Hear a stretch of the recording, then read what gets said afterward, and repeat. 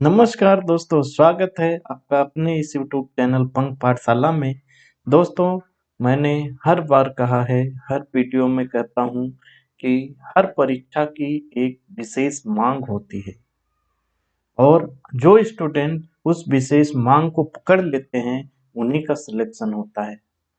भाई देखो, कोई भी परीक्षा की अगर मांग को आपको समझना है, यह भी मैं दसनों बार बता चुका हूँ, तो आपको ये टेबल पे दो चीजें होनी चाहिए। एक तो पाठ्यक्रम, दूसरा पीवाईक्यू, विगत वर्षों के प्रश्न। ये दो चीज ही बता पाएंगी परीक्षा की मांग क्या है। देखो, सिलेबस होता है, उसमें मोटा मोटी लिख दिया जाता है कि भाई इन इन टॉपिकों से या इन इन विषयों से क्वेश्चन पूछे जाएंगे।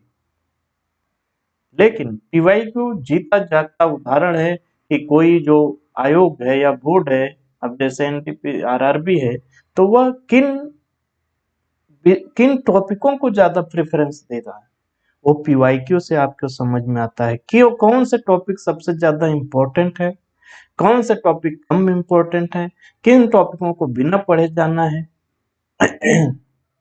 यानी जब आप दसनों साल के एग्जाम या 10 पेपर, पिछले 10 पेपर देख लेते हैं जो बोर्ड बनाया है, तो आपको समझ आ जाता है कौन से टॉपिकों से किस स्तर का प्रश्न पूछा जाएगा। इसलिए हमें पीवाईक्यू देखना चाहिए। हम पाठ्यक्रम में लिख देता है भूगोल में, भूगोल से सामान्य भूगोल से प्रश्न बनेंगे, लेकिन भूगोल में क्या बन रहा है भाई, कौन सा टॉपिक ज्यादा पूछ रहा है। जैसे हम अभी पिछला जो पार्ट किए थे, पार्ट वन, ये पार्ट टू है। पार्ट वन में पूछा था कि चेन्नई बंदरगाह जो है वह किस के आसपास है, किस किस सागर या किसके आसपास में है। अभी इस पार्ट में भी आपको एक बंदरगाह का क्वेश्चन मिलेगा। पाठ्यक्रम में हो सकता है स्पेसिफिक नहीं लिखा हो कि बंदरगाह से प्रश्न बनेंगे, लेकिन देखो, जब आप पेपर देख रहे हो, विगत वर्षों के प्रश्न देख रहे हो, तब आपको पता चल रहा है यार बंदरगाह से प्रश्न बन रहा है, इसलिए पीवाईक्यू करना है। साथियों, यकीन मानिए, इसमें हम लगभग 10 पेपर करेंगे इस सीरीज में। ये सीरीज है RRB NTPC PYQ analysis series, और इसमें हम लोग 10 पेपर आरआरबी के, एनटीपीसी के 10 पेपर लगभग हल करेंगे। हर पार्ट में हम 25 क्वेश्चन ले रहे हैं, क्योंकि यहाँ मेन उद्देश्य हमें ये समझना है कि कौन से टॉपिक हमें पढ़ना है, कौन सा टॉपिक छोड़ना है, किस स्तर के प्रश्न, ये जानना। यहाँ मेन उद्देश्य ये नहीं है कि कंटेंट या तथ्यों को जानना, रटना। यहाँ मेन चीज है कि हमें क्या पढ़ना है वो समझना। लेकिन इसलिए हम 25 क्वेश्चन ले रहे हैं। बाकी 25 क्वेश्चन भी आपके तैयार हो रहे हैं। अगर हम 25 क्वेश्चन हल कर रहे हैं तो लगभग 50 फैक्ट भी आपके साथ साथ में तैयार हो रहे हैं। ठीक है, तो ये सीरीज, अगर आप आरआरबी एनटीपीसी में ग्रेजुएट या अंडर ग्रेजुएट कोई भी वैकेंसी भरे हैं तो ये सीरीज छोड़िएगा मत। अभी शुरुआत है, अभी से आपको अगर समझ में आ जाए कि कौन से टॉपिक ज़्यादा इम्पोर्टेंट है, कौन से विषय ज़्यादा इम्पोर्टेंट है, तो आप उस हिसाब से मेहनत करेंगे। तो इस सीरीज की वीडियो को मिस नहीं करिएगा। हाँ, रेगुलर नहीं आ पाएगी, तब भी ये बीच बीच में चलती रहेगी। अभी रेलवे ग्रुप डी का एग्जाम डेट आ गया है जो 27 नवंबर से शुरू हो रहा है, तो उस पर ज़्यादा फोकस रहेगा, लेकिन ये सीरीज भी चलती रहेगी। इसकी कोई भी वीडियो गलती से मिस मत करिएगा। हम लास्ट में ये भी बता देते, देखो इस पार्ट में कहाँ कहाँ से 25 क्वेश्चन बने हैं, तो लास्ट तक देखिएगा तो सब आपको स्पष्ट हो जाएगा। बहुत बड़ा वीडियो नहीं है वो, आप चाहें तो स्पीड बढ़ा लीजिए, 1.5 कर लीजिए, फटाफट कवर हो जाएगा। आज जो पेपर हम डिस्कस कर रहे हैं ये पार्ट 2 में, वह सबसे लेटेस्ट पेपर जो बोर्ड के द्वारा बनाया गया था, जो एग्जाम हुआ था 13 अक्टूबर को एनटीपीसी का सीबीटी 2, वहां से ले रहे हैं। सबसे लेटेस्ट पेपर है, बोर्ड का सबसे नई मानसिकता, किस मानसिकता से अभी क्वेश्चन बना रहा है वो समझने के लिए हम लेटेस्ट पेपर लिए हैं। ठीक है, रही बात मेरी, मैं हूं इंद्रजीत, अभी रेलवे में स्टेशन मास्टर के पद पर कार्यरत हूँ। दोस्तों, मैं, आप जो एग्जाम ये देने जा रहे हैं, जो इसमें वैकेंसी है, स्टेशन मास्टर, गार्ड यानी ट्रेन मैनेजर, CCTC, ये सब एग्जाम मैं क्लियर कर चुका हूँ। दसनों साल एग्जाम की तैयारी करने का अनुभव है, दसनों एग्जाम क्रैक कर चुका हूँ, इसलिए जो अनुभव है वो दे रहा हूँ, आपको सही राह दिखा रहा हूँ जो बहुत कम लोग करते हैं। और मटेरियल तो हम बहुत पढ़ने लगते हैं, लेकिन क्या सही में क्या पढ़ना चाहिए, क्योंकि हमारे मस्तिष्क की भी एक सीमा होती है। कचड़ा भर लोगे तो सही भरने की जगह नहीं रहेगी, तो सही ही भरें, उसके लिए ये सीरीज है। ठीक है, चलिए शुरू करते हैं। पहला क्वेश्चन आपके देखो, बंदरगाह का पिछले वीडियो में भी बंदरगाह से प्रश्न बना था, जो हम पार्ट 1 किए थे, और फिर बंदरगाह, तो ये पता चला ना बंदरगाह हमें कवर करने हैं। अगर जो पीवाई को नहीं देख रहा है उसको क्या पता चलेगा, इसलिए सीरीज देखते रहना। इनुइक बंदरगाह पश्चिमी आर्कटिक का प्रवेश द्वार है। यह बंदरगाह किस देश में स्थित है? ठीक, इनुइक बंदरगाह पूछा है, पश्चिमी आर्कटिक का प्रवेश द्वार बताया है, किस देश में स्थित है पूछ रहा है। स्वीडन, ग्रीनलैंड, कनाडा, रूस, कहाँ है? इसमें सही आंसर होगा कनाडा। ठीक, इनुइक बंदरगाह उत्तर पश्चिमी क्षेत्रों नॉर्थ वेस्ट टेरिटरीज कनाडा में स्थित है। इसे वेस्टर्न आर्कटिक गेटवे कहा जाता है, क्योंकि यह आर्कटिक सागर तक पहुंच प्रदान करता है और कनाडा के उत्तरी समुदायों के लिए एक प्रमुख लॉजिस्टिक हब के रूप में कार्य करता है। इम्पोर्टेंट है इसका। तो हमें देखो भूगोल से प्रश्न बना है, विशेष महत्व के विश्व के बंदरगाह जिनका कुछ खास महत्व है, उन बंदरगाहों को आपको पढ़ना पड़ेगा, जो ज्यादा इम्पोर्टेंस रखते हैं, वैश्विक, चाहे वो आवागमन हो, चाहे माल ढुलाई हो, चाहे कुछ भी किसी संसाधन तक पहुंच हो, ऐसे विशेष महत्व के जो विश्व के बंदरगाह हैं उनको आपको पढ़ना पड़ेगा। साथ में सागर, महासागर, जल संधि, स्थल संधि आदि को भी कवर करके ही जाना है। ठीक है, यहाँ से ये पता चला भूगोल में बंदरगाह टॉपिक महत्वपूर्ण है। सागर, महासागर, जल संधि, स्थल संधि तो सब प्रश्न बनते ही बनते हैं। ठीक ना। दूसरा प्रश्न आपके सामने है, भारत 7 देशों के साथ अपनी स्थलीय सीमा साझा करता है। निम्नलिखित में से कौन सा देश भारत के साथ सीधी स्थलीय सीमा साझा नहीं करता?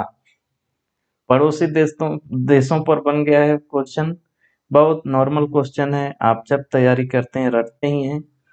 बताइए कौन सीधा सीमा साझा नहीं करता भारत के साथ? म्यांमार, भूटान, तजाकिस्तान, पाकिस्तान, कौन सा है? सही आंसर है तजाकिस्तान। ठीक है, भारत अपनी स्थलीय सीमा 7 देशों पाकिस्तान, अफगानिस्तान, पीओके के माध्यम से चीन, नेपाल, भूटान, बांग्लादेश, म्यांमार के साथ साझा करता है।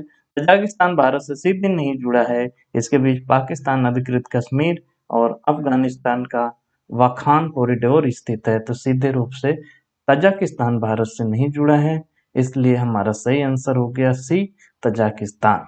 भूगोल से ही बना है, भूगोल भी ज्यादा महत्व रख रहा है भैया। भूगोल से मैप का क्वेश्चन है, अगर आप मैप अच्छे से पढ़े हैं, पिछले वीडियो में बताया था मैप, विश्व का मैप आपने जहाँ पढ़ते हैं अगर वहाँ दीवार में जगह हो तो वहाँ लगा दीजिए, और डेली 5 मिनट, जैसे आप कुछ कुछ खा रहे हैं, कुछ दाना खा रहे हैं या ब्रश ही करते हैं, तो 5 मिनट वहाँ देखिए, कोई एक क्षेत्र को पकड़िए, उसके आसपास क्या है, ऐसे रोज करिए, देखिए आपका मैप कितना मजबूत हो जाएगा।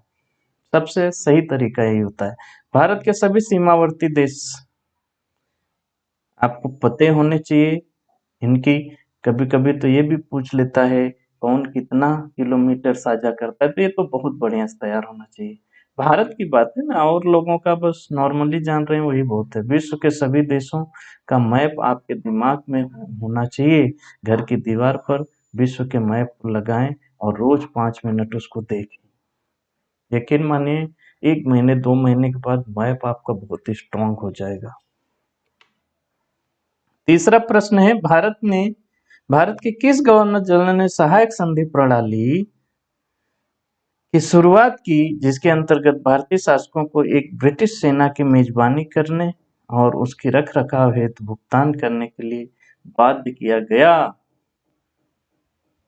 सब्सिडरी अलायंस सिस्टम लगाया था कौन? Governor general. अब देखो यहाँ से आपको पता चल रहा है कि गवर्नर जनरल कितना इंपॉर्टेंट टॉपिक है, क्योंकि पिछला पार्ट जो 25 क्वेश्चन किए थे उसमें भी लॉर्ड डलहौजी पर क्वेश्चन बना था। व्यक्तिगत सिद्धांत, व्यक्तिगत जो डॉक्टर ऑफ लैप्स लाया था वह कौन गवर्नर था? देखो ये भी सहायक संधि भी बहुत विश्व प्रसिद्ध है, इसलिए इसका भी पूछ लिया है उसी एक ही एग्जाम में, तो महत्वपूर्ण है ना गवर्नर जनरल। और आप देखिए पहले इसको हल करिए। Lord Dalhousie, Lord Cornwallis, Lord Wellesley, Lord Hastings. कौन लाया था सहायक संधि? सही आंसर होगा लॉर्ड वेलेस्ली। सहायक संधि प्रणाली 1998 से 1805 के दौरान गवर्नर जनरल लॉर्ड वेलेस्ली द्वारा शुरू की गई। इस नीति के तहत भारतीय रियासतों को अपने प्रदेश में ब्रिटिश सेना तैनात करनी पड़ती थी और उसके रखरखाव के खर्च भी उन्हें ही देना होता था। इसके बदले अंग्रेज उन्हें बाहरी आक्रमण से सुरक्षा देने का दावा करते थे। इससे भारत में ब्रिटिश राजनीतिक नियंत्रण तेजी से बढ़ा।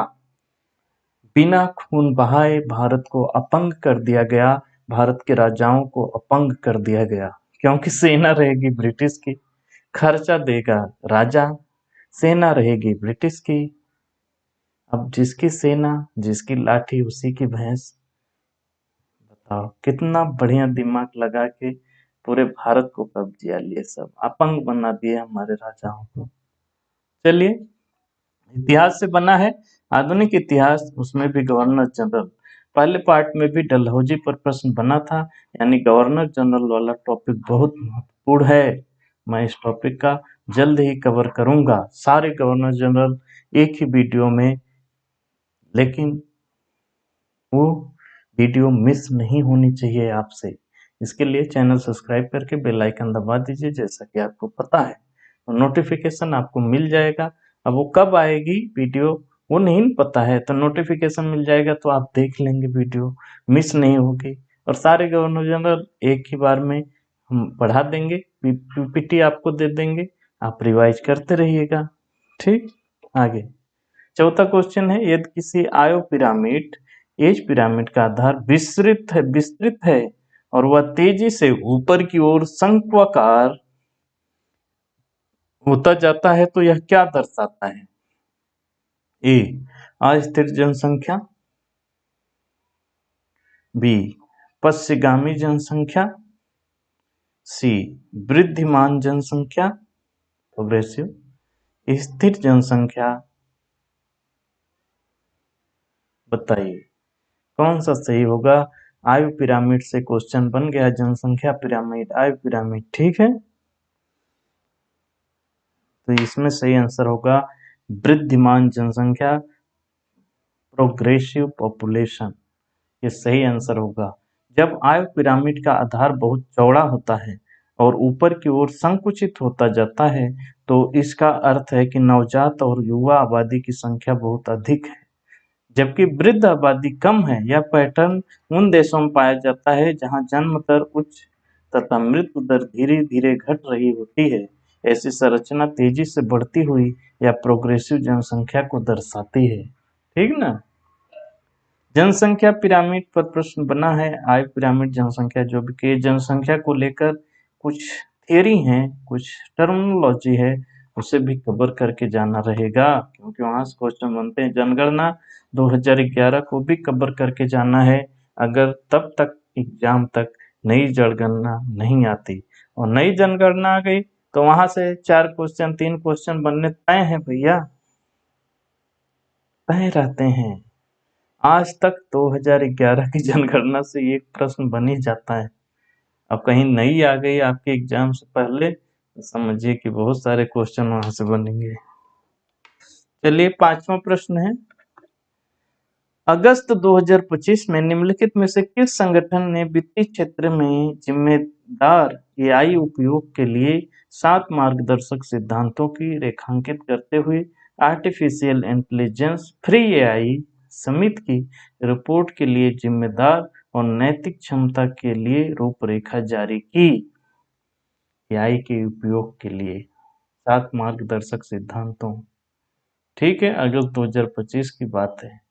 भारतीय प्रतिभूति और विनिमय बोर्ड सेबी, वित्त मंत्रालय, सी में है नीति आयोग, डी में भारतीय रिजर्व बैंक आरबीआई। कौन सा सही होगा? सही है ए, भारतीय प्रतिभूति और विनिमय बोर्ड।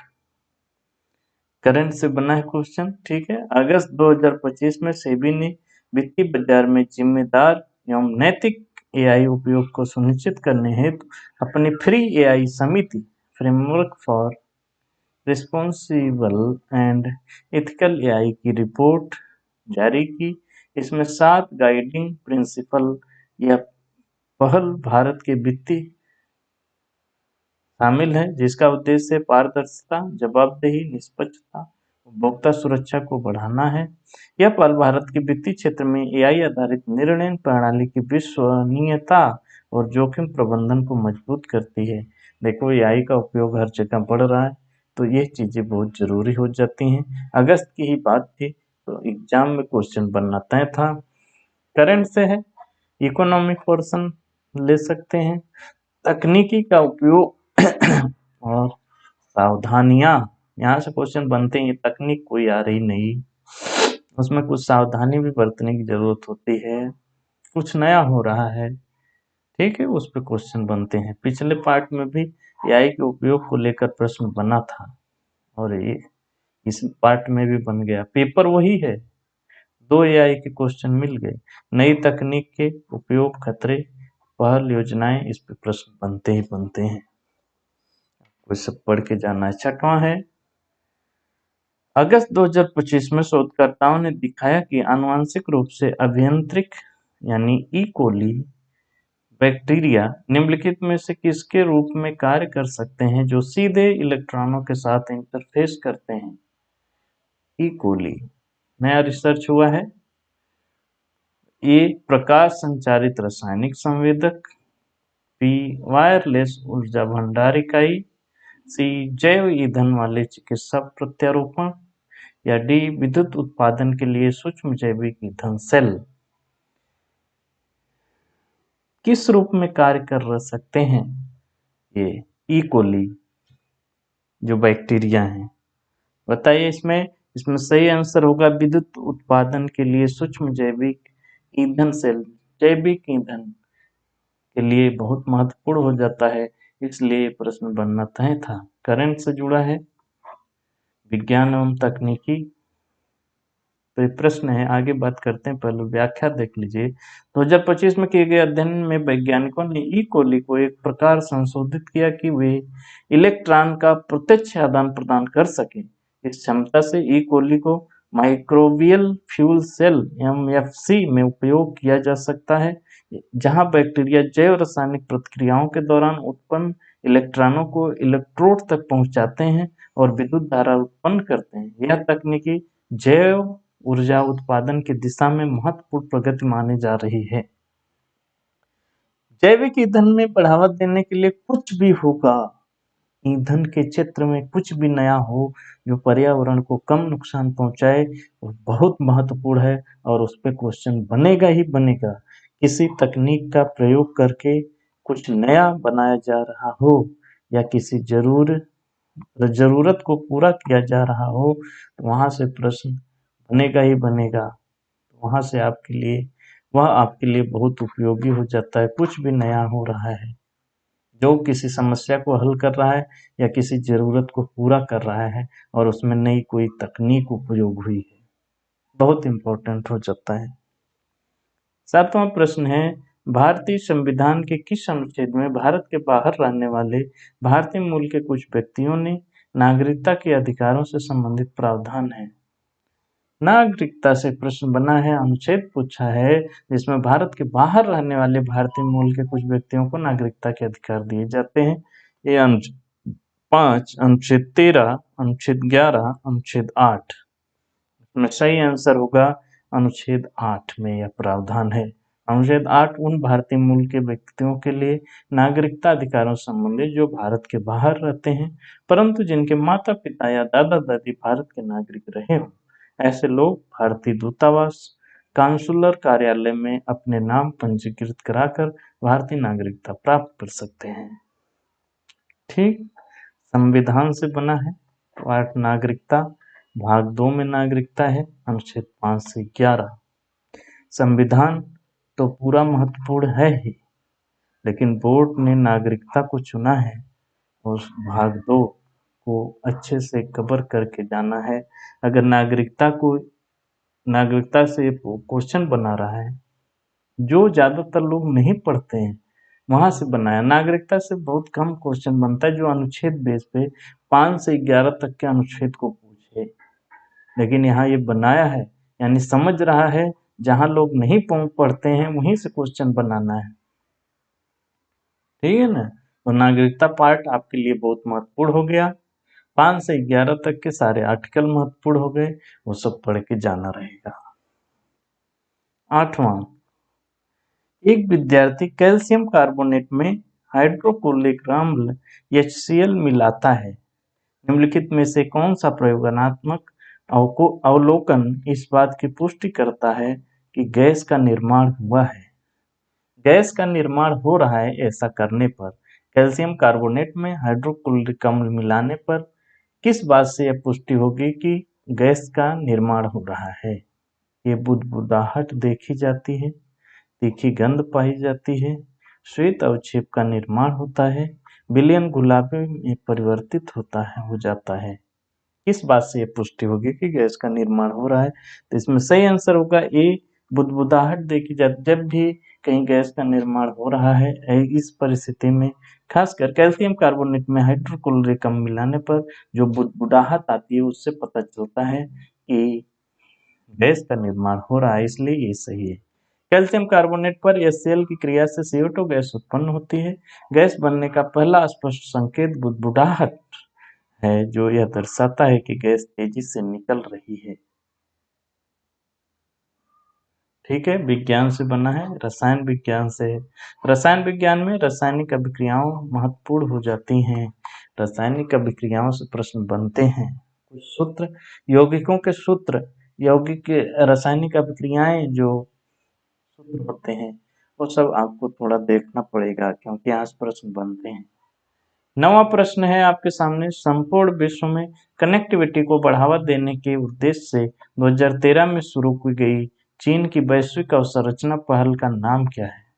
2013 में शुरू हुई थी चीन की वैश्विक अवसंरचना पहल, उसका नाम पूछा है। आसान है क्योंकि ये तो बहुत बड़ा होता है उस समय से लेकर अभी देखो, उस समय 2-4 साल 13 के बाद 15-16 तक ये इस पे क्वेश्चन बहुत बने थे, 13 से लेकर 15-16 तक, लेकिन 2025 में क्वेश्चन बना रहा है इस पे, ये देखने वाली बात है। ठीक है, जब लोग इसको लगभग भूल चुके हैं, लेकिन यह भारतीय राजनीति के लिए बहुत इम्पोर्टेंट है, इसलिए इस पे क्वेश्चन बनते रहेंगे।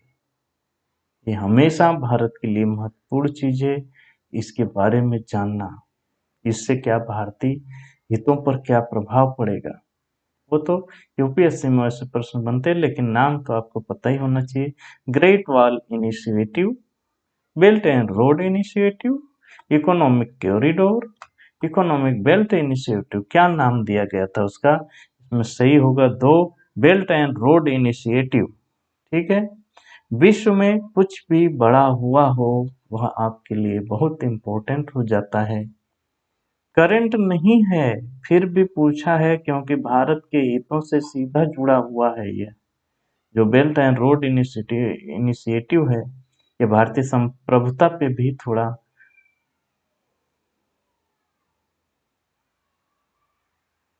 सा भारतीय संप्रभुता को भी ठेस पहुंचाता है, इसलिए यह तो बहुत महत्वपूर्ण चीज हो गई। अंतरराष्ट्रीय संबंध से क्वेश्चन है ये। चीन ने 2013 में राष्ट्रपति शी जिनपिंग के नेतृत्व में belt and road initiative BRI शुरू किया। इसे पहले one belt one road OBOR भी कहा जाता था। उद्देश्य प्राचीन सिल्क रोड को पुनर्जीवित करते हुए एशिया, यूरोप, अफ्रीका और लैटिन अमेरिका में सड़क, रेल मार्ग, बंदरगाह, पाइपलाइन आदि के जरिए कनेक्टिविटी बढ़ाना। इसमें दो मुख्य भाग है, सिल्क रोड इकोनॉमिक बेल्ट जो स्थल मार्ग, और 21वीं सदी का मैरीटाइम सिल्क रोड जो समुद्री मार्ग होगा। आज 150 प्लस देश इस पहल से जुड़ चुके हैं, तो चीन बहुत बढ़त बना रहा है इसके साथ, और वहाँ ये कनेक्टिविटी का जो अवसंरचना बैठाने के लिए भारी भारी कर्ज दे रहा है, जिससे वो एक बार चीन का गुलाम हो जाए। ठीक, लोग समझ नहीं रहे, अपना फायदा देख रहा है वो भी, और दूसरे देश भी सोच रहे भाई कुछ तो हो जाए और संरचना ही मजबूत हो जाए, इसलिए उसका खेल चल रहा है। 10वां, 5 अगस्त 2025 को विकासशील देशों का तीसरा संयुक्त राष्ट्र सम्मेलन, विकासशील देशों का तीसरा संयुक्त राष्ट्र सम्मेलन जिसे LLDC कहते हैं, LLDC 3 किस देश में हुआ? LLDC का तीसरा सम्मेलन किस देश में हुआ वो बताना है। Kyrgyzstan, Kazakhstan, Turkmenistan, Uzbekistan. कहाँ हुआ? सही आंसर होगा तीसरा, तुर्कमेनिस्तान में हुआ था LLDC का तीसरा सम्मेलन, जो 5 अगस्त करंट का क्वेश्चन है। वैश्विक सम्मेलन बहुत महत्वपूर्ण हो जाता है। तीसरा संयुक्त राष्ट्र सम्मेलन भूमिबद्ध विकासशील देशों पर, भूमिबद्ध विकासशील देशों पर तीसरा संयुक्त राष्ट्र सम्मेलन, जिसको LLDC कहते हैं, तीसरा है तो थर्ड लगा है, 5 से 8 अगस्त 2025 को अवाजा तुर्कमेनिस्तान में आयोजित हुआ। थीम था ड्राइविंग प्रोग्रेस थ्रू पार्टनरशिप्स, साझेदारियों के माध्यम से प्रगति को बढ़ावा देना। उद्देश्य भूमिबद्ध देशों 32 देशों की चुनौतियों जैसे व्यापार, कनेक्टिविटी, सतत विकास पर ध्यान केंद्रित करना। सम्मेलन में अवाजा राजनीतिक घोषणा और अवाजा कार्य योजना 2024 से 34 को भी अपनाया गया। संयुक्त राष्ट्र महासभा ने तुर्कमेनिस्तान को होस्ट चुना था इसके लिए। ठीक है, तो अवाजा कार्य योजना, अवाजा राजनीतिक घोषणा, ये सब महत्वपूर्ण हो जाता है, इसलिए प्रश्न बनने ही है। ठीक है, तो महत्वपूर्ण संगठनों को भी पढ़ना है। वैश्विक सम्मेलन जो है वो तो पढ़ना ही है, साथ में महत्वपूर्ण संगठन जो है उनको भी पढ़ के जाना, सभी लेटेस्ट सम्मेलनों को देख कर जाना रहेगा। 11वां प्रश्न आपके सामने, निम्नलिखित में से किसने कण्व वंश की नींव रखी थी? कण्व वंश की नींव किसने लगी? प्राचीन इतिहास से बन गया क्वेश्चन भैया। रुद्रदामन, वासुदेव, मेनांडर, पुष्यमित्र। कौन कण्व वंश की नींव रखी थी? बहुत सिंपल क्वेश्चन है, प्राचीन इतिहास से बना है, उसमें भी प्राचीन इतिहास से बना है। इसमें सही आंसर है 2, वासुदेव। जो कण्व वंश के संस्थापक थे वासुदेव थे। कण्व वंश की स्थापना शुंग वंश के अंतिम शासक देवभूत को मारकर उनके ब्राह्मण सेनापति वासुदेव कण्व ने की थी। लगभग 73 या 75 ईसा पूर्व की बात है। इस वंश में कुल 4 शासक हुए, वासुदेव, भूमित्र, नारायण और सुशर्मा। यह वंश केवल 45 वर्षों तक 75 ईसा पूर्व से 30 ईसा पूर्व तक चला, और अंतिम शासक सुशर्मा को आंध्र सातवाहन वंश के सिमुक या सातकर्णी प्रथम ने पराजित कर सत्ता समाप्त की। जो गलत विकल्प उनको देख लो। पुष्यमित्र जो है वह शुंग वंश के संस्थापक थे, जिन्होंने मौर्य वंश को समाप्त किया था। रुद्रदामन जो है वो चिमी क्षत्रप थे, और मेनांडर यूनानी इंड्रो ग्रीक राजा था। ये तीनों के बारे में भी जानकारी। ठीक है, तो कण्वश, वासुदेव। राजवंशों को देखना होगा। देखो ये सिंपल चीज है, इतिहास में अगर किसी राजवंश का संस्थापक पूछ ले, कुछ एक दो प्रतापी राजा पूछ ले, वो बहुत डीप नहीं है हिस्ट्री में, उतना तो आपको पता ही होना चाहिए भैया, वो देख ही के जाना है।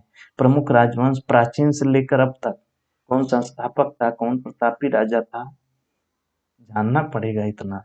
समय कब था कोई राजवंश, संस्थापक और उसके प्रतापी राजा, कवर करके ही जानना है। नोट बना लो, उसको बार बार देखते रहो भैया, पढ़ने का तरीका यही है। 12वां है, भारत में गरीबी उन्मूलन के उद्देश्य से बनाई गई नीति SGSY का पूर्ण रूप क्या है? फुल फॉर्म बताना है SGSY का। चलिए यहाँ पढ़ते हैं। पहला है स्वर्ण जयंती ग्राम स्वरोजगार योजना, दूसरा है स्वच्छ ग्राम रोजगार योजना, तीसरा है स्वर्ण जयंती ग्राम समृद्धि योजना, चौथा है स्वाभिमान ग्राम सुरक्षा योजना। तो जो SGSY है बहुत पुरानी योजना है भैया, लेकिन पूछ रहा है योजनाएं जो बहुत महत्वपूर्ण है उनको भी पढ़ना है। इसमें दूसरा है स्वर्ण जयंती ग्राम स्वरोजगार योजना, SGSY का फुल फॉर्म यही है। SGSY की शुरुआत 1 अप्रैल 1999 को हुई थी। यह योजना कई पुरानी रोजगार योजनाओं जैसे IRDP, TRYSEM, DWCRA आदि को मिलाकर बनाई गई। इसको बाद में कई सारी जो स्वरोजगार की योजनाएं है ना उनको मिलाकर ही बना दी गई। मुख्य उद्देश्य ग्रामीण गरीब परिवारों विकल्प को रोजगारों के माध्यम से गरीबी रेखा से ऊपर लाना। इसमें स्वयं सहायता समूह SHG बनाकर क्रेडिट और सब्सिडी दी जाती है, ठीक है। बाद में 1 अप्रैल 2013 से इसे बदलकर राष्ट्रीय ग्रामीण आजीविका मिशन NRLM आर्थिक विकास योजना कर दिया गया है। इसका नाम फिर बदल दिया गया है, राष्ट्रीय ग्रामीण आजीविका मिशन हो गया है, ठीक ना। योजनाओं से बना है क्वेश्चन, फुल फॉर्म पूछा है, योजनाओं के बारे में भी आपको पता होना चाहिए।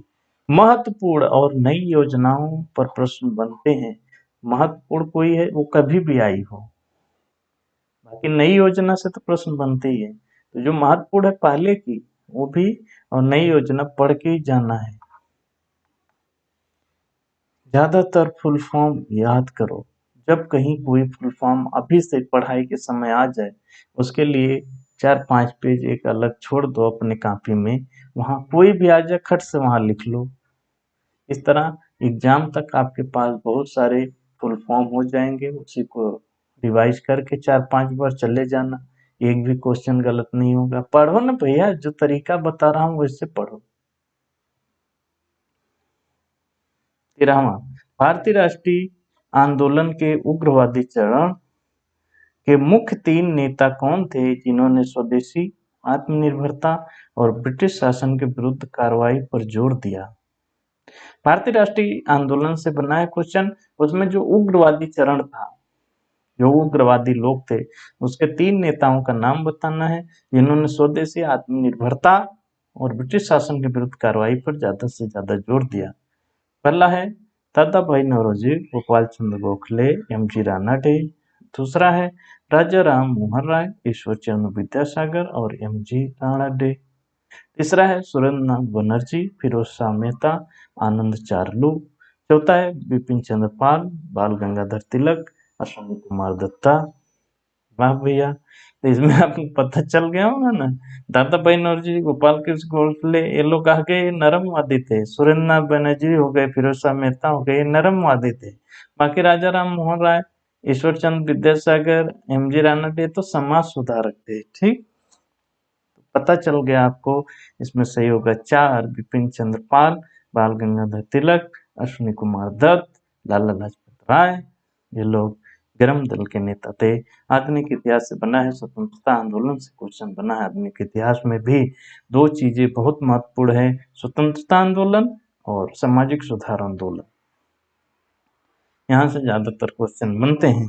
उग्रवादी चरण में स्वदेशी आंदोलन के प्रमुख नेता बाल गंगाधर तिलक, बिपिन पाल, अश्विनी कुमार दत्त, लाल पाल बाल, ये नाम सुने होंगे, ज्यादातर इस पे बनता है। इसमें तीसरा नाम बदल दिया है, लाल पाल बाल। ये 3 नाम बहुत मशहूर है, लाला लाजपत राय और पाल, बिपिन चंद्र पाल और बाल गंगाधर तिलक। बाकी इसमें अश्विनी कुमार दत्त जोड़ते हैं, ठीक है, ये भी गरम दल के थे, इन्हीं के बारे में देख लो। अश्विनी कुमार दत्त बंगाल में स्वदेश बंधु समिति और नेशनल स्कूलों की स्थापना की स्वदेशी और बहिष्कार को सक्रिय रूप से बढ़ावा दिया। ये नेता आत्मनिर्भरता और ब्रिटिश शासन के खिलाफ प्रत्यक्ष कार्रवाई पर जोर देते थे। अन्य विकल्प उदारवादी या समाज सुधारकों के हैं। ठीक। 14वां अरे उसमें देखिए क्या कुछ छूटा है क्या? नहीं। स्वतंत्रता सेनानियों और समाज सुधारकों के बारे में पढ़ना है। पिछली बार भी भाई कई क्वेश्चन बना है जो आधुनिक इतिहास में स्वतंत्रता आंदोलन या सामाजिक सुधार आंदोलन इन्हीं से बने हैं। ठीक। न्यूट्रॉन के बारे में कौन सा कथन सही है? हमसे बना है लेकिन बहुत आसान क्वेश्चन। उसमें ऋणात्मक आवेश होता है, वे उदासीन होते हैं, वे प्रोटॉन से भारी होते हैं, उनमें धनात्मक आवेश होता है। न्यूट्रॉन के बारे में कौन सा कथन सही है? आसान क्वेश्चन है, किसी का गलत नहीं होना चाहिए। सही है दो, ये उदासीन होते हैं। न्यूट्रॉन माने ठंडा, उदासीन, न्यूट्रॉन। ठीक, विज्ञान से बना है। इलेक्ट्रॉन, प्रोटॉन, न्यूट्रॉन के बारे में पूरी पढ़ के जाना है, यहाँ से क्वेश्चन बनते ही बनते हैं। न्यूट्रॉन विद्युत उदासीन कण है, इनमें कोई आवेश नहीं होता, आवेश बराबर 0 होता है। इसका द्रव्यमान प्रोटॉन से थोड़ा अधिक है, लगभग 1.0008 गुना। लेकिन विकल्प 3 गलत है क्योंकि प्रश्न में भारी शब्द अस्पष्ट है और मुख्य सही बिंदु उदासीन होना ही है। देखो यहाँ दे दिया, वो प्रोटॉन से भारी होते हैं। प्रोटॉन से बहुत जरा सा भारी 0.08 है, लेकिन यहाँ कितना भारी होता है इससे कुछ स्पष्ट नहीं हो पा रहा, इसलिए तीसरा विकल्प गलत माना जाएगा। बाकी वे उदासीन होते हैं, बिल्कुल स्पष्ट है, इसलिए उसी को सही माना जाएगा। प्रोटॉन धन आवेशित होता है, इलेक्ट्रॉन ऋण आवेशित होता है और न्यूट्रॉन 0 आवेशित होता है, उदासीन। ठीक है, इतना तो पता ही है आपको। 15वां कौन सा HTTP स्टेटस कोड यह इंगित करता है कि रिक्वेस्ट वेब पेज को अस्थायी रूप से परमानेंटली नई लोकेशन पर मूव कर दिया गया है? कौन सा कोड यह बताता है? 301, 404, 500, 302। अस्थायी रूप से नई लोकेशन पर मूव कर दिया गया है। कंप्यूटर नेटवर्क से बना क्वेश्चन है। सही आंसर होगा 1। 301 यह बताता है। 301 मूव परमानेंटली वेब पेज हमेशा के लिए नई यूआरएल पर चला गया है। ब्राउज़र और सर्च इंजन पुरानी यूआरएल को भूलकर नई यूआरएल को याद रखते हैं। एसईओ के लिए सबसे अच्छा होता है। 302 फाउंड ए टेम्पररी रीडायरेक्ट, अस्थायी रूप से दूसरी जगह पर भेजा गया, यह 302 बताता है। पुरानी यूआरएल अभी भी वैध है। और 404 नॉट फाउंड बताता है पेज नहीं मिला। 500 बताता है इंटरनल सर्वर एरर, सर्वर में कोई त्रुटि है। याद रखने का आसान तरीका है 301 मतलब 301 हमेशा के लिए नया घर, और 302 मतलब थोड़ी देर के लिए कहीं और। उसे याद रखना। 16वां, अच्छा क्या इसमें इम्पोर्टेंट था? बेसिक कंप्यूटर और नेटवर्क के बारे में पढ़ के जाना रहेगा। यहाँ से पता चल रहा है ना आपको, ये भी पूछ रहा है सलाह। सॉरी, भारतीय राष्ट्रीय कांग्रेस के नरमपंथी पक्ष के प्रति झुकाव रखने वाले नेता रास बिहारी घोष ने कांग्रेस के किन 2 अधिवेशनों की अध्यक्षता की थी? भारतीय राष्ट्रीय कांग्रेस के नरमपंथी पक्ष के प्रति झुकाव रखने वाले नेता रास बिहारी घोष ने कांग्रेस के किन 2 अधिवेशनों की अध्यक्षता की थी? बड़ा डीप पूछ लिया भैया। सूरत 1907 और मद्रास 1908, बॉम्बे 1885 और मद्रास 1887, लाहौर 1909 और कलकत्ता 1911, कलकत्ता 1906 और सूरत 1907। कौन सा सही होगा? कौन से 2 अधिवेशन नरमपंथी नेता रास बिहारी घोष साहब ने अध्यक्षता की थी, बताना है। सही आंसर होगा तीसरा, लाहौर 1909 और कलकत्ता 1911। इन दो में रास बिहारी घोष साहब ने अध्यक्षता की थी। आधुनिक इतिहास से क्वेश्चन बना है। कांग्रेस के महत्वपूर्ण अधिवेशन और अध्यक्षता को याद करना होगा। सभी याद कर लो तो बहुत अच्छा है, नहीं तो जो महत्वपूर्ण अधिवेशन और महत्वपूर्ण नेता जब जिसकी अध्यक्षता की है, जैसे सरदार पटेल किस अधिवेशन की अध्यक्षता की, लाला लाजपत राय, या जो भी महत्वपूर्ण नेता हैं जैसे गांधी जी किसकी अध्यक्षता की, तो उसका आपको याद रखना होगा। सब याद तो कर लो तो बहुत बढ़िया है। रास बिहारी घोष जो थे प्रमुख नरमपंथी नेता थे। उन्होंने 2 बार कांग्रेस अधिवेशन की अध्यक्षता की, 1909 में लाहौर अधिवेशन और 1911 में कलकत्ता अधिवेशन। 1907 का सूरत अधिवेशन उग्रवादी नरमपंथी विभाजन के कारण प्रसिद्ध है। अध्यक्ष रास बिहारी घोष चुने गए थे, लेकिन अधिवेशन बीच में ही स्थगित हो गया था। औपचारिक अध्यक्षता नहीं मानी जाती। 1906 का कलकत्ता अधिवेशन के अध्यक्ष दादा भाई नौरोजी थे, इसलिए वो सब गलत है। इनके बारे में 1909 लाहौर अधिवेशन और 1911 कलकत्ता अधिवेशन। ठीक।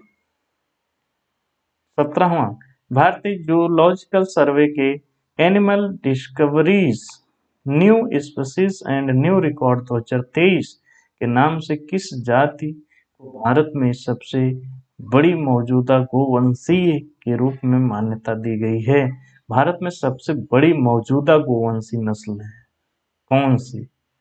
इस सर्वेक्षण जो भारतीय जूलॉजिकल सर्वेक्षण की जो ये रिपोर्ट आई है एनिमल डिस्कवरी नाम से, new species and new record 2023, इसमें किस प्रजाति को, किस गोवंशी प्रजाति को सबसे बड़ी मौजूदा गोवंशी प्रजाति घोषित किया गया?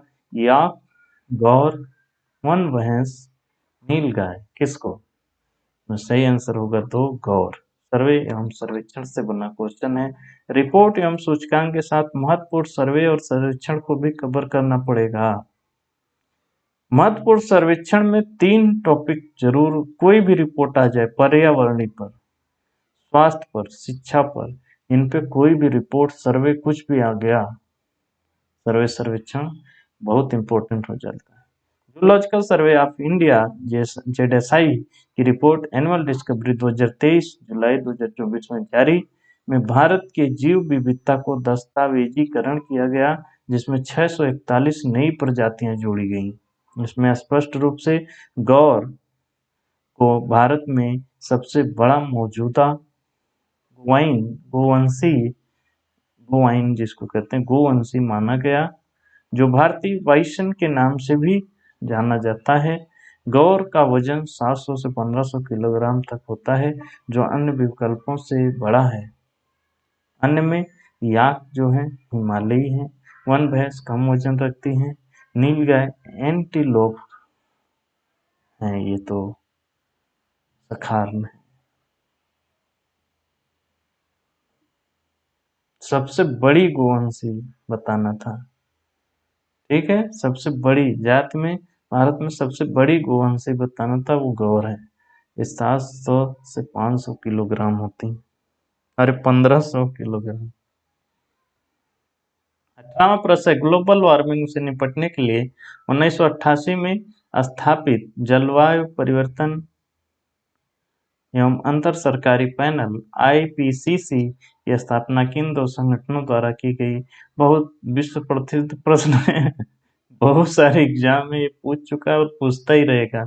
इसमें 2 संस्था द्वारा की गई थी IPCC की स्थापना, वो बताना 1988 में ग्लोबल वार्मिंग से निपटने के लिए। वही तो पहला है विश्व मौसम विज्ञान संगठन WMO और संयुक्त राष्ट्र पर्यावरण कार्यक्रम UNEP। दूसरा में है संयुक्त राष्ट्र विकास कार्य UNDP और जलवायु परिवर्तन पर संयुक्त राष्ट्र फ्रेमवर्क कन्वेंशन UNFCCC। तीसरा है विश्व बैंक और अंतर्राष्ट्रीय मुद्रा कोष IMF।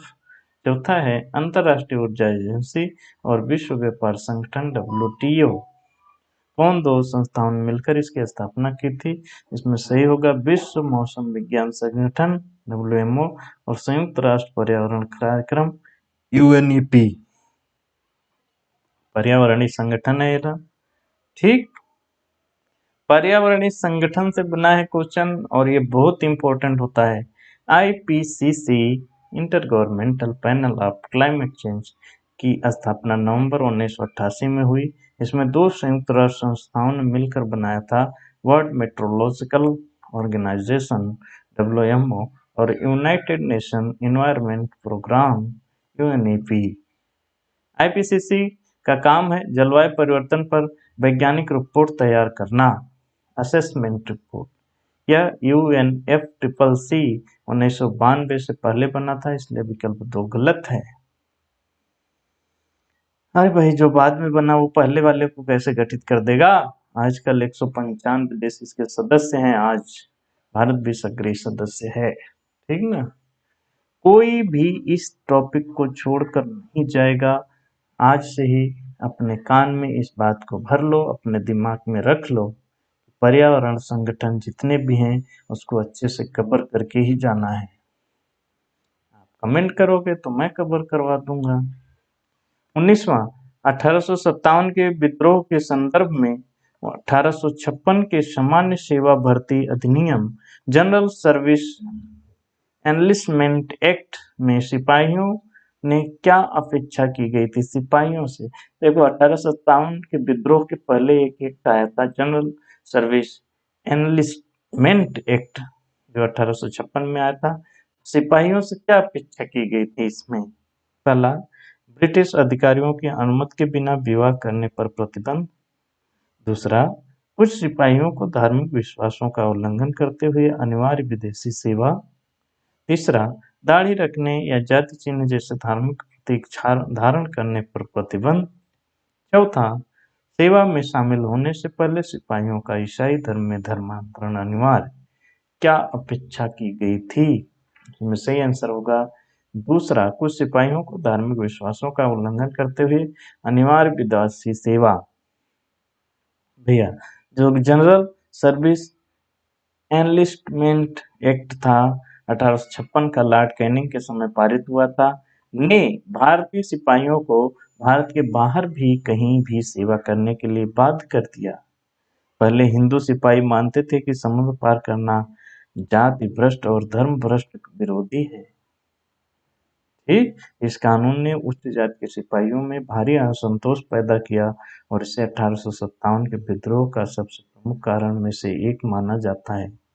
चर्बी वाले कारतूस की अफवाह ने आग में घी का काम किया, लेकिन यह कानून पहले से ही सिपाहियों में क्रोध भर चुका था। सिपाहियों में क्रोध था इस कानून का। अच्छा, इसकी बात ज्यादा कम होती थी, यहाँ से क्वेश्चन बन गया। ध्यान देना क्वेश्चन कैसे बना रहा है बोर्ड। 1857 के कारण तो खूब जो सबको पता है, वही चर्बी वाला कारतूस, लेकिन उसके पहले भी सिपाहियों में आग भड़क ही गई थी। बस आग में घी का डालने का काम किया था वो जो चर्बी वाला कारतूस, उसके पहले ये कानून पूरी गुस्सा भर दिया था। तो ब्रिटिश कानून जो है वहां से बना है आधुनिक इतिहास से। 1857 की क्रांति तथा अन्य आंदोलनों को पढ़कर जाना रहेगा। जो भी आंदोलन हुए हैं वहां से क्वेश्चन बनते ही बनते हैं, ठीक है। 20वां है, विश्व में कौन सी जलवायु वर्गीकरण प्रणाली सबसे अधिक उपयोग की जाती है? कौन सी जलवायु वर्गीकरण प्रणाली सबसे अधिक उपयोग की जाती है? जलवायु वर्गीकरण, कोपेन वर्गीकरण, त्रिवार्था वर्गीकरण, थॉर्नथवेट वर्गीकरण, स्ट्रॉलर वर्गीकरण। कौन सा जलवायु वर्गीकरण सबसे ज्यादा उपयोग किया जाता है? नाम सुना सुना सा एक ही लगेगा, कोपेन, और वही सही होगा। इसमें सही है पहला, कोपेन वर्गीकरण, ठीक है। कोपेन वर्गीकरण 1918 में विश्व में सबसे अधिक उपयोग की जाने वाली जलवायु प्रणाली है। इसमें जर्मन वैज्ञानिक व्लादिमीर कोपेन ने दिया था, बनाया था। आधार था मासिक तापमान और मासिक वर्षा, इस आधार पर बना था। मुख्य समूह जो 5 बनाए थे, ए उष्णकटिबंधीय, बी शुष्क, सी शीतोष्ण, डी शीत और ई ध्रुवीय। 5 मुख्य वर्ग बने थे, उसमें बहुत सारे उपवर्ग बने थे, वह पढ़ने का विषय है। वहां से डीप क्वेश्चन जब बनता है तब वहां से बनता है कोपेन का वर्गीकरण, यूपीएससी में बनता है। पर्यावरण एवं पारिस्थितिकी से बना है यह क्वेश्चन, जिसमें जलवायु विज्ञान, जलवायु विशेषताएं, मौसम विज्ञान, ये सब इंपॉर्टेंट टॉपिक हैं। इन सबको कवर करके ही जाना पड़ेगा आपको। 21वां प्रश्न है, एक अवतल लेंस कॉनकेव लेंस की फोकस दूरी 20 सेंटीमीटर है। एक बिंब को लेंस के सामने इस प्रकार रखा जाता है कि वह बिंब की दिशा में ही लेंस से 10 सेंटीमीटर की दूरी पर एक आभासी प्रतिबिंब बनाता है। जिस तरफ बिंब है उसी दिशा में लेंस द्वारा उत्पन्न रैखिक आवर्धन की गणना कीजिए। मैग्निफिकेशन बताना है, आवर्धन, रैखिक आवर्धन, लाइनर। क्या होगा आवर्धन? आवर्धन 0.66, आवर्धन 0.5 या 0.75 या 0.33, कितना आवर्धन होगा? रेलवे का बहुत फेवरेट टॉपिक है लेंस और दर्पण। इसको छोड़कर कोई भी गया बहुत मार खाएगा। दर्पण और लेंस बहुत इंपॉर्टेंट टॉपिक है, रेलवे को बहुत प्यारा टॉपिक लगता है। मेरा जो ग्रुप डी की पीवाई की सीरीज एक चली थी 50 डे इंटू 50 क्वेश्चन सीरीज, उसमें विज्ञान पोर्शन की जितनी वीडियो है, 7 वीडियो है, उसको बहुत अच्छे से देख लेना। वहाँ मैं विज्ञान में जो पीवाईक्यू बने हैं, बोर्ड ही बनाया है, उनको बहुत बढ़िया से बताया हूँ। वहाँ आप 7 वीडियो उसका देख लेना, ठीक है ना? कमेंट करना, लिंक दे दूंगा, या जो प्ले लिस्ट बनी है 50 डे इंटू 50 क्वेश्चन सीरीज, उसमें विज्ञान वाली 7 वीडियो देख लेना। इसको कैसे हल करेंगे? सूत्र होता है लेंस का 1f बराबर 1/v माइनस 1/u। ठीक, तो इसमें f कितना दिया है? देखो, अवतल लेंस है तो माइनस में होती है फोकस दूरी, और 20 तो -20, और b प्रतिबिंब की दूरी क्या है? प्रतिबिंब 10 सेंटीमीटर दूर, और जिस तरफ वस्तु है उसी तरफ बन रहा है, तो ये भी ऋणात्मक होता है, -10। 2 मिल गए, तीसरा निकाल लेते हैं। 1/b -20 बराबर 1/-10 माइनस 1/u। 1/u को हम इधर ही रखने देते हैं, एक साइड में जिस टाइप है, तो हमें ए वाला उधर भेजना होगा। नहीं, अगर इसको हम इधर लाते हैं 1/u पॉजिटिव हो जाएगा। अब 1/-10 रहेगा, और ये वाला उधर आएगा तो ऋणात्मक हो जाएगा। यहाँ ऋण हो जाएगा तो ऋण ऋण ऋण ये धन हो जाएंगे। देखो, 1/, पूरा -20 इधर लाएंगे, -1/-20 होगा, तो माइनस माइनस मिलके प्लस हो जाएंगे 1/20। ठीक, ये हो गया। अब इनको हल कर लो, दोनों का लघुत्तम समापवर्तक 20, फिर 10 से भाग दोगे, 2 बार जाएगा, 2 माइनस में आएगा क्योंकि ये माइनस है, प्लस उतर जाएगा, 20 से 1 बार जाएगा, 1 प्लस और माइनस, -2 है तो -1 बचेगा, 20, तो u बराबर -20 हमें मिल गया, जो बिंब की दूरी है। अब रैखिक आवर्धन का सूत्र होता है m बराबर v/u। m बराबर v मतलब प्रतिबिंब की दूरी -10, u बराबर बिंब की दूरी -20, माइनस माइनस से कट जाएगा 1/2, यानी दशमलव में 5 आ जाएगा, 0.5 आधा आवर्धन, यानी 2 सही हो जाएगा हमारा। अवतल लेंस हमेशा आभासी, सीधा और छोटा प्रतिबिंब बनाता है। ठीक है, लेंस और दर्पण कोई छोड़ के नहीं जाएगा। और मेरी जो रेलवे ग्रुप डी की 50 डे इंटू 50 क्वेश्चन सीरीज है, आप ये मत समझिए मैं एनटीपीसी की तैयारी कर रहा हूँ, ग्रुप डी का क्यों पढ़ूं, वही बोर्ड बनाया है उसको भी। ठीक है, वो पढ़ के जाना है। 22वां, किस शासक ने शासन काल के दौरान जयपुर में हवा महल का निर्माण किया था? चंद्रगुप्त मौर्य, सवाई प्रताप सिंह, अशोक, राणा प्रताप सिंह। तो इसमें सही आंसर होगा 2, सवाई प्रताप सिंह ने। कला एवं संस्कृति से बन गया है क्वेश्चन। हवा महल का निर्माण 1799 ईस्वी में जयपुर के कछवाहा शासक सवाई प्रताप सिंह, जो का शासनकाल था 1778 से 1803 ईस्वी ने कराया था। वास्तुकार थे लालचंद उस्ता। उद्देश्य था शाही महिलाएं पर्दा प्रथा के कारण जो बाहर की झांकियां व सड़कों पर जुलूस दे सकें। जो पहले शाही महिलाएं थी, राजा रानियां थी, उनकी दासियां थी, वो लोग बाहर नहीं निकल सकते थे, तो वहां से झरोखे बनाए गए थे, हवा महल, मतलब बहुत सारे झरोखे थे, तो वो भी वहां से देख पाए। उनको कोई ना देख पाए, वो देख पाए सड़क पे जो झांकियां निकलती थी। ठीक है, इस वजह से इसमें 953 छोटी छोटी खिड़कियां हैं, झरोखे हैं, इसलिए हवा महल इसको कहा जाता है। वहां से हवा आती है ना पूरा। शैली है राजपूत व मुगल वास्तुकला का मिश्रण है। पिरामिड आकार दिया गया है। ठीक ना।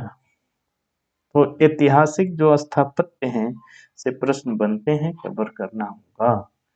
जितने भी स्थापत्य हैं ऐतिहासिक महत्व के, उनको तो कवर ही करना है। जैसे लाल किला हो गया, कुतुब मीनार हो गया, फतेहपुर सिकरी की जो चीजें हैं, ठीक है, वो सब चीजें, सारे मकबरे जो महत्वपूर्ण लोगों के हैं, आगरा का ताजमहल हो गया, वो सब कवर करना पड़ेगा आपको। 23वां, भारत में प्रवेश करने से पहले शक जो सीथियन निम्नलिखित में से किस क्षेत्र से आए थे? शक जिनको सीथियन भी कहा जाता है, वो कहाँ से आए थे? उत्तर अफ्रीका, पश्चिमी यूरोप, दक्षिणी पूर्वी एशिया, मध्य एशिया। कहाँ से आए थे भैया? तो ये लोग आए थे मध्य एशिया से। ठीक है, प्राचीन इतिहास से क्वेश्चन बना है। विदेशी आक्रमणकारी जो थे, जैसे हिंद एवं शक, पहलव, कुषाण, इन सब पे क्वेश्चन बनते हैं, इनको कवर कर लीजिएगा। कहाँ से आए थे, कौन संस्थापक था भारत में, कौन उनके प्रतापी राजा थे, ये सब आपको कवर करना पड़ेगा। शक जो थे सिथियन, एक खाना बदोशी योद्धा जाति के, मूल रूप से मध्य एशिया, आधुनिक कजाकिस्तान, उज्बेकिस्तान, तुर्कमेनिस्तान, किर्गिस्तान के स्टेपी क्षेत्र में रहती थी। ईसा पूर्व दूसरी शताब्दी में चीनी यूची और अन्य जातियों के दबाव से वे दक्षिण की ओर खिसके और बैक्ट्रिया होते हुए पार्थिया, पार्थिया से दंगियान यानी सिस्तान होते हुए भारत आए। भारत में शकों ने पश्चिमी भारत यानी गुजरात, राजस्थान, मालवा, पंजाब में कई शाखाएं, पहलव, क्षहरात, शूद्रक आदि के साथ शासन किया। सबसे प्रसिद्ध शक शासक था रुद्रतामन प्रथम। जूनागढ़ शिलालेख इसका मिलता है, उससे पता चलता है। ठीक है ना, जो प्रतापी राजा हैं उनको भी, बाकी ये सब इनके अगर कोई शाखाएं थी वो, और जो प्रतापी राजा थे, स्थापना कौन किया, ये सब चीजें आपको पढ़ना पड़ेगा। 24वां प्रश्न है अनुच्छेद 51A(b), वाह, किस बात पर बल देता है? तंत्रता नहीं, स्वतंत्रता। यहाँ स्वतंत्रता कर लेना। स्वतंत्रता के लिए हमारे राष्ट्रीय आंदोलन को प्रेरित करने वाले उन उच्च आदर्शों को संजोए रखना और पालन करना। 2, भारत की संप्रभुता को बनाए रखना और सही उसकी रक्षा करना।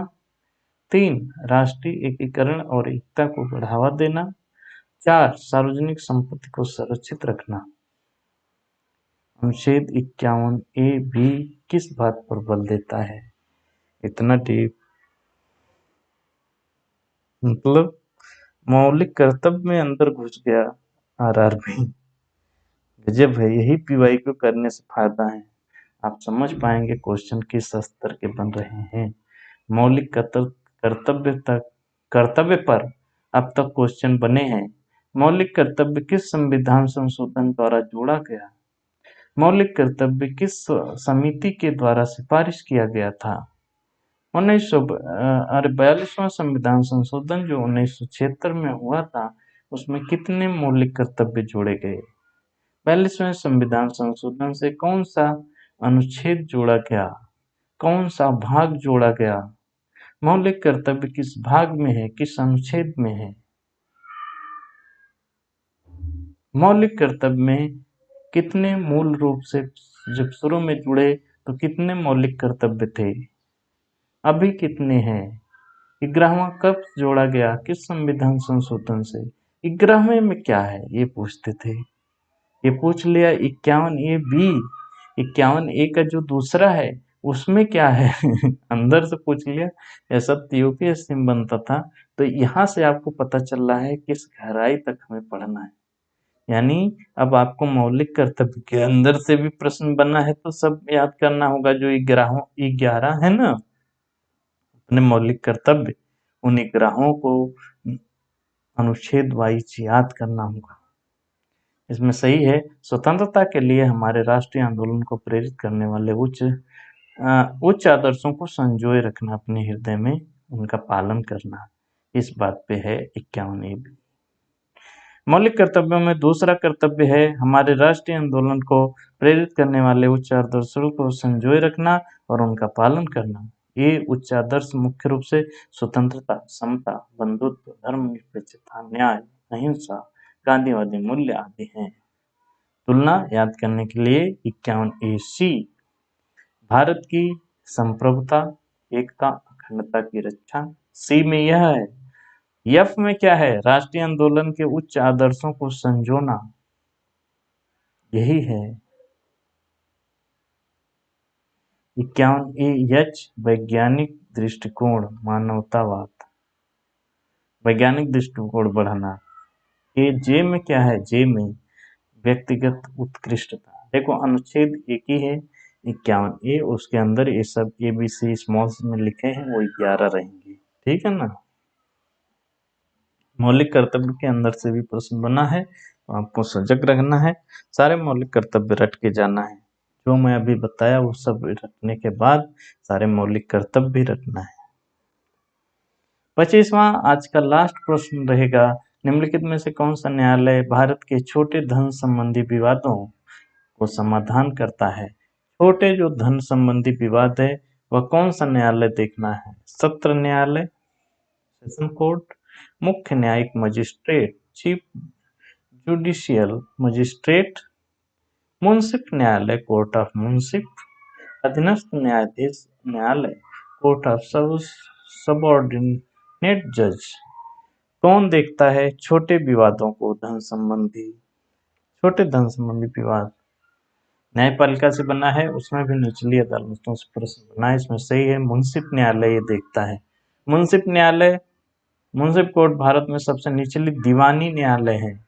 यह छोटे मूल्य के दीवानी मुकदमे का विचारण करता है। उदाहरण किराया वसूली, छोटे कर्ज, संपत्ति विवाद, सीमित धनराशि तक।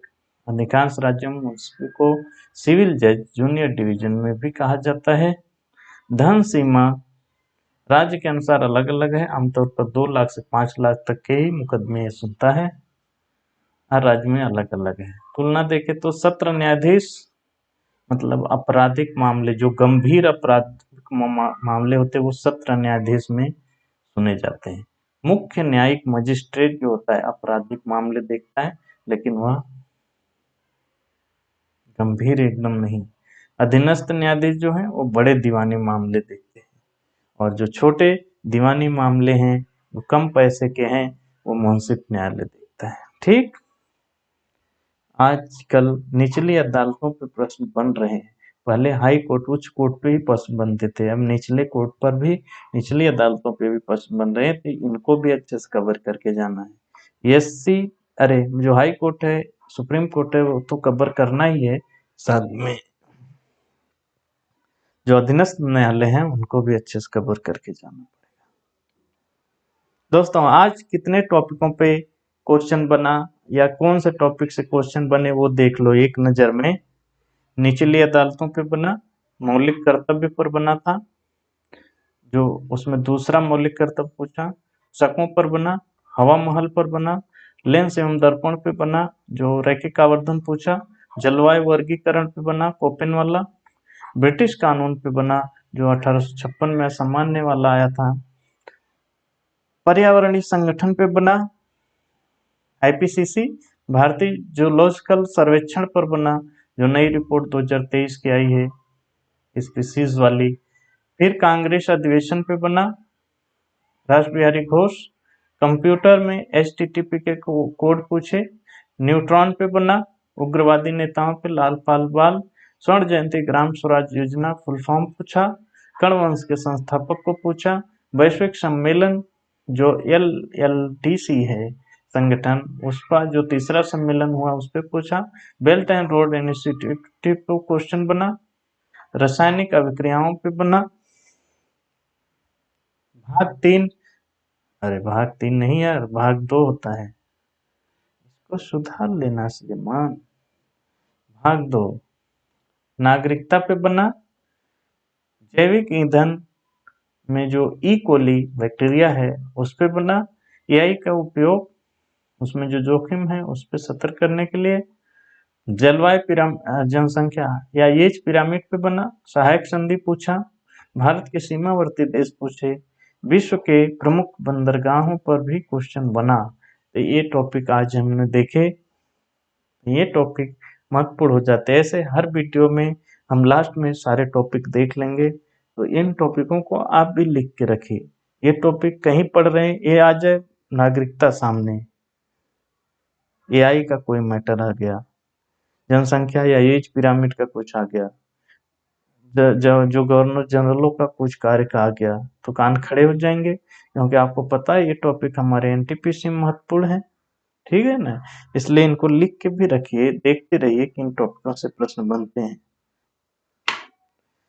रही बात पीडीएफ की, दोस्तों ये भाग 2 था, बात करता हूँ अभी। भाग 2 था हमारा पीवाईक्यू जो सीरीज चल रही है, RRB NTPC PYQ analysis series, इस सीरीज का नाम है। इसमें भाग 2 था, ये समाप्त हुआ। आज हम लोगों ने 25 देखे तो कुल 50 क्वेश्चन हो गए। रही बात पीडीएफ की, पीडीएफ हमारे टेलीग्राम चैनल पंख पाठशाला पे डाल दी जाती है। वहां से पीडीएफ आप अलग एक फोल्डर बना लीजिए, RRB NTPC PYQ analysis series का एक फोल्डर बना के उसमें सभी पार्ट की पीडीएफ को रखते जाइए, और उसको बार बार जब भी समय मिला एक खोले और देख लिया, अच्छा किन किन टॉपिकों से बन रहे हैं क्वेश्चन। एक बार वो कंटेंट भी, तथ्य भी याद हो जाएगा, रिवाइज हो जाएगा आपका, और इतनी बड़ी वीडियो नहीं देखनी पड़ेगी। पीडीएफ देखेंगे 10 मिनट में सब कवर कर लेंगे, ठीक ना। कोई भी वीडियो मिस नहीं होनी चाहिए इस सीरीज की। अगर आप एनटीपीसी ग्रेजुएट या अंडर ग्रेजुएट लेवल कोई भी एग्जाम का फॉर्म भरे हैं, तो ये वीडियो कोई गलती से भी मिस मत करना। यहाँ से आप परीक्षा की मांग समझेंगे और उस हिसाब से पढ़ना शुरू करेंगे, यही आपको सिलेक्शन तक ले जाएगा। कोई भी वीडियो मिस ना हो, इसके लिए चैनल को सब्सक्राइब करके बेल आइकन दबा दीजिए, ठीक है, ताकि जब भी कोई वीडियो पड़े आपको नोटिफिकेशन मिल जाए। कुछ सुझाव हो, कोई प्रश्न हो तो कमेंट बॉक्स में जरूर बताया करिए। मैं सारे कमेंट पढ़ता हूँ, सारे कमेंट पे रिप्लाई देता हूँ, तो इससे पता चलता आपकी कोई दुविधा है, कुछ हेल्प चाहिए, कुछ भी है वो लिखिए। बाकी हमारा प्रयास नया है दोस्तों, तो हमें काम करने के लिए हौसले की जरूरत पड़ती है। जब आपके व्यू बढ़ते हैं, आपके लाइक बढ़ते हैं, आपके कमेंट देखे जाते हैं, तो इससे हमें काम करने का हौसला मिलता है। हमें लगता है लोग देख रहे हैं, पसंद कर रहे हैं, हमें और अच्छा करना होगा, और अच्छे से अच्छा मटेरियल तैयार करके देना होगा, ताकि आपका सिलेक्शन हो सके। और आपका सिलेक्शन ही हमारी प्राथमिकता है दोस्तों। आपने इस वीडियो को देखा, लाइक किया, कमेंट किया, शेयर किया, इसके लिए तहे दिल से धन्यवाद। मिलते हैं अगले पार्ट में।